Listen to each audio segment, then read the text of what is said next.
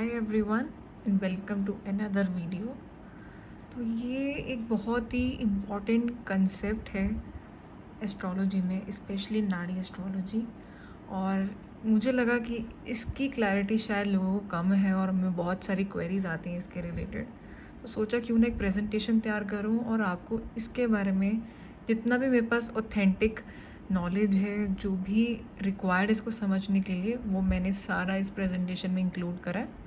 तो इस प्रेजेंटेशन को देखते हैं और कुछ इसका व्यू लेते हैं और कैसे मतलब ये आयनाश हेल्प करता है फर्दर निरायना भव चलित चार्ट में। तो इसका सिग्निफिकेंस वहाँ है नाड़ी में कि जैसे हमने पहले भी वीडियोस में डिस्कस करा है, हम नाड़ी में दो तरीके के चार्ट से प्रेडिक्शंस करते हैं। एक तो जो सबसे इम्पॉर्टेंट है that is lagna chart and other one is the nirayana bhav chalit chart.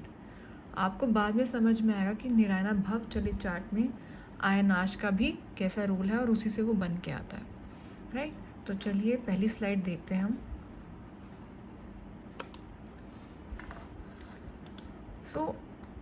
पहला जो था कि सिग्निफिकेंस ऑफ आयनाश और प्रिसीशन ऑफ इक्विनॉक्सेस, ठीक है। तो प्रिसीशन ऑफ इक्विनॉक्स टर्म आगे स्लाइड्स में आएगा, वो मैं आपको समझाऊंगी। इसका we will sum it up कि एग्जैक्टली आयनाश क्या होता है। तो उससे पहले जो आयनाश को समझने के लिए ज़रूरी है उसको देखते हैं। So first one is a वर्नल equinox, इसको समझते हैं। सो वर्नल इक्विनॉक्स क्या होता है? बेसिकली स्प्रिंग होता है और इसकी डेफिनेशन भी एक बार देख लेते हैं। When the sun crosses from southern celestial hemisphere to northern or reaches a point of intersection of celestial equator ecliptic, it is known as vernal or spring equinox or the first point of Aries, right? So ये हमेशा 21 मार्च आता है every year, जहाँ पे day and night are totally equal 12 hours each. So vernal equinox क्या होता है? Basically season होता है, स्प्रिंग सीज़न होता है, जहाँ पे जो सन का इक्लिप्टिक है और हमारे अर्थ का जो इक्वेटर है वो एक पॉइंट ऑफ इंटरसेक्शन पे आते हैं। तो वहाँ पे जो इंटरसेक्शन होता है that is known as the vernal equinox. Next slide देखते हैं। सो हमें बेसिकली दो तरीके की मूवमेंट पता है अर्थ की।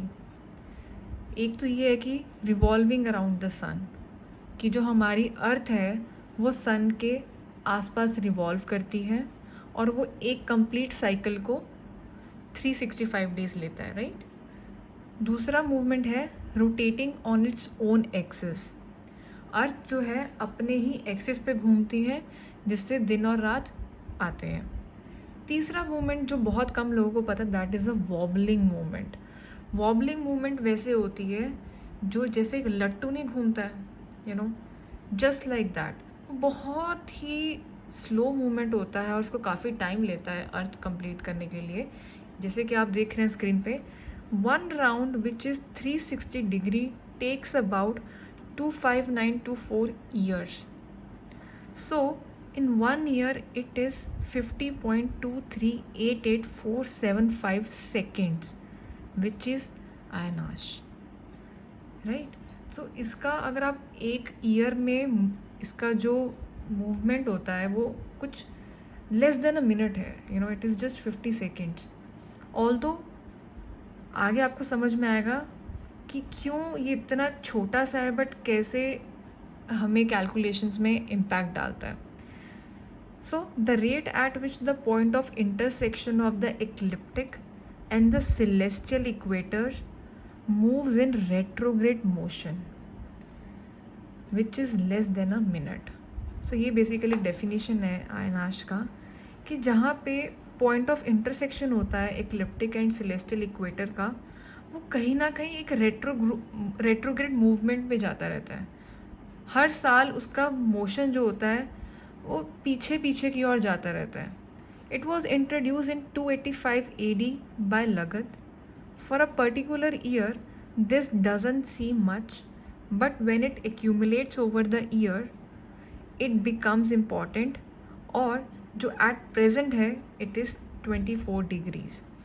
So एक साल में इसका कोई impact नहीं है, but till now, since 285 AD till now, it is 24 degrees, 0.8 something. Moving on to the next slide. Sayana and nirayana, देखो ये बहुत ही ज़्यादा इम्पॉर्टेंट है। हमने बहुत बार ये टर्म सुने हैं, बट इसका एक्चुअली में क्या लिंक है समझते हैं इसको। और ये एस्ट्रोलॉजी में बेसिक्स को जितना हम क्लियरली समझेंगे उतना हमें इवेंचुअली एक तो हमारी अंडरस्टैंडिंग बढ़ाएगा, और दूसरा ये सारे छोटे छोटे टॉपिक्स ही हमारे प्रिडिक्शन में आगे फर्दर हेल्प करते हैं। I can give you the software, और सॉफ्टवेयर में वो सारी चीज़ें होंगी, बट हर एक चीज़ का एक सिग्निफिकेंस होता है। बेसिक्स में हम इन सभी छोटी छोटी चीज़ों का बहुत ज़्यादा प्रेफरेंस रखते हैं। सो इन दोनों टर्म्स को क्लियरली अंडरस्टैंड करते हैं और कैसा इनका लिंक है आयनाज से। सो Saina, sa plus ayana means with आयनाश।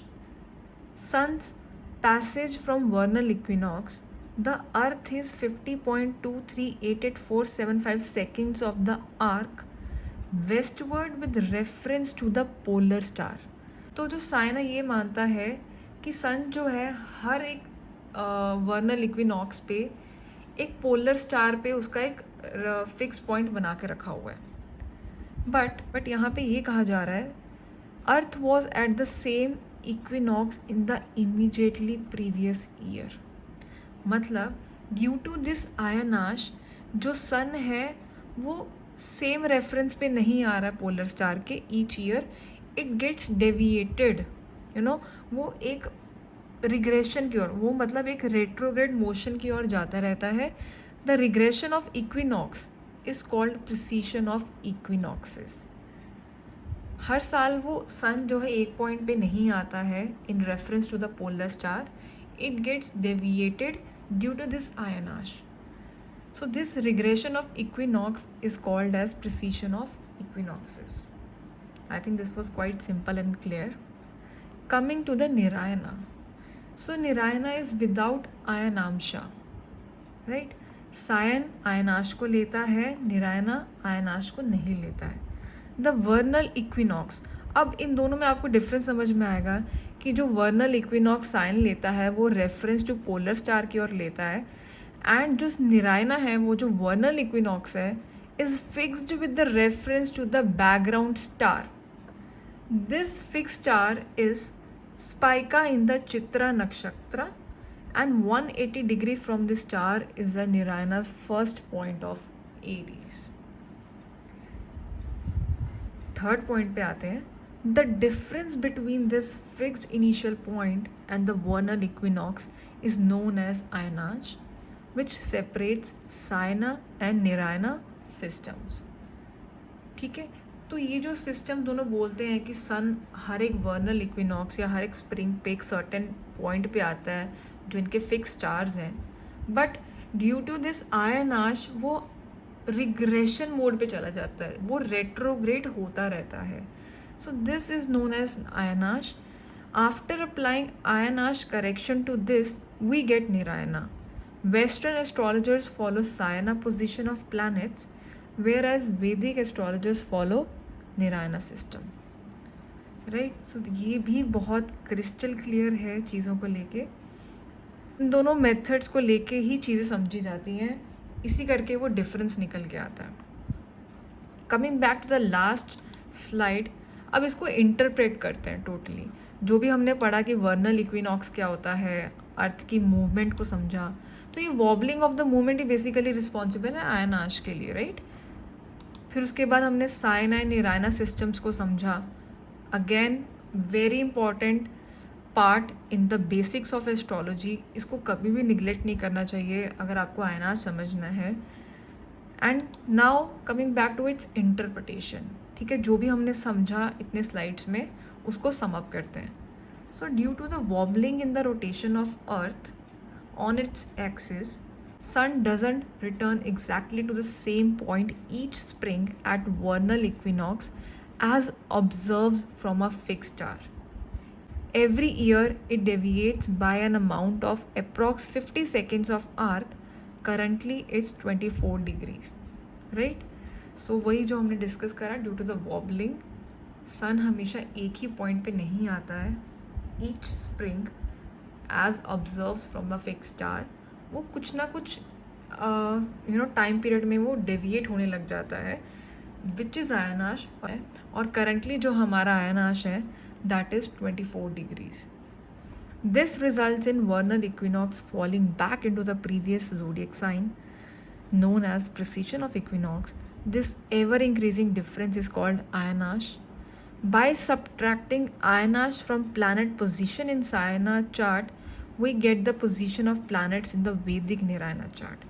So Sayana में हमने ये देखा था कि it takes Ayanash but Nirayana is without Ayanash.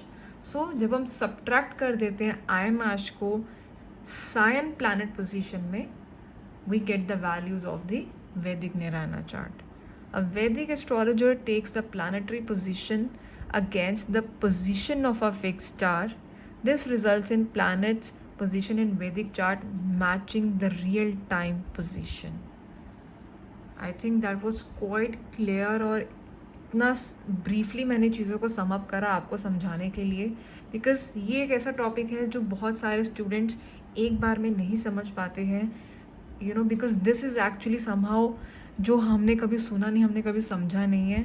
But again I have collected the data which was quite necessary to understand this thing.